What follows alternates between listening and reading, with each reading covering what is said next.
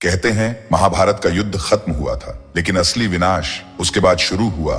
कुरुक्षेत्र की धूल में सिर्फ खून नहीं था, वहां चीखें थीं, श्राप थे और वो साए जो अब तक जिंदा हैं।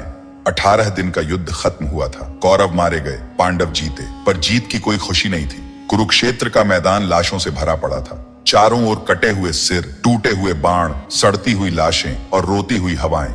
गिद्ध आकाश में मंडरा रहे थे, कुत्ते सैनिकों की हड्डियां चबा रहे थे और सियारों की आवाजें दूर से आती थी, जैसे कोई कह रहा हो अभी विनाश बाकी है।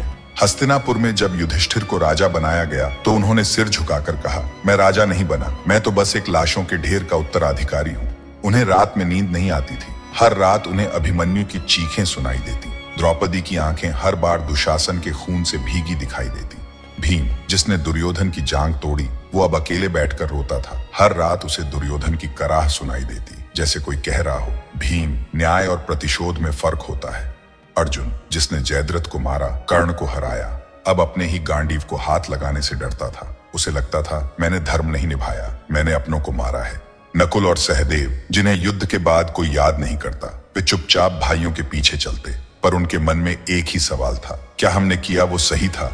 कृष्ण सब कुछ देख रहे थे। उनकी मुस्कान गायब हो चुकी थी। मैंने सुदर्शन चलाया नहीं, पर हर प्रहार मेरा ही तो था। मैंने धर्म के नाम पर अधर्म भी कराया, लेकिन अब ये युद्ध मेरे भीतर भी जल रहा है।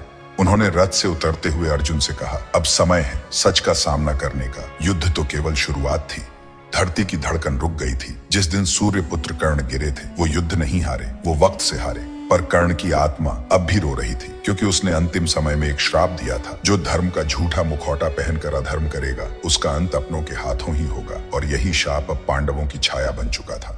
जब युद्ध समाप्त हुआ, गांधारी ने देखा उसके 100 बेटे मारे गए। उसने क्रोध में कृष्ण को श्राप दे दिया, जैसे मेरे वंश का अंत हुआ, वैसे ही यदुवंश का भी विनाश होगा। हे वासुदेव, तुम्हारा पूरा कुल नष्ट हो जाएगा और तुम्हारी मृत्यु भी अज्ञात और अपमानजनक होगी। कृष्ण ने कुछ नहीं कहा, सिर्फ आकाश की ओर देखा और उसकी आंख से एक आंसू बह निकला। श्राप लग चुका था। अब समय की उल्टी गिनती शुरू हो चुकी थी। कुछ ब्राह्मणों ने बताया कि अब कुरुक्षेत्र में रात को अजीब आवाजें आने लगी थी। रथ के पहिए खुद ब खुद घूमते थे। कर्ण की कराह हर तीसरी रात सुनाई देती थी। कर्ण की मां राधा रोज सपने में जलता हुआ बेटा देखती थी। कोई रथ चलाए बिना चल पड़ता और कोई आवाज कानों में कहती, युद्ध अभी खत्म नहीं हुआ। कई महर्षियों ने बताया, महाभारत एक युद्ध नहीं था, वो तो बस एक द्वार था। अब जो समय आ रहा है वो है कलयुग का, और उसका जन्म हुआ है कुरुक्षेत्र की इसी राख से।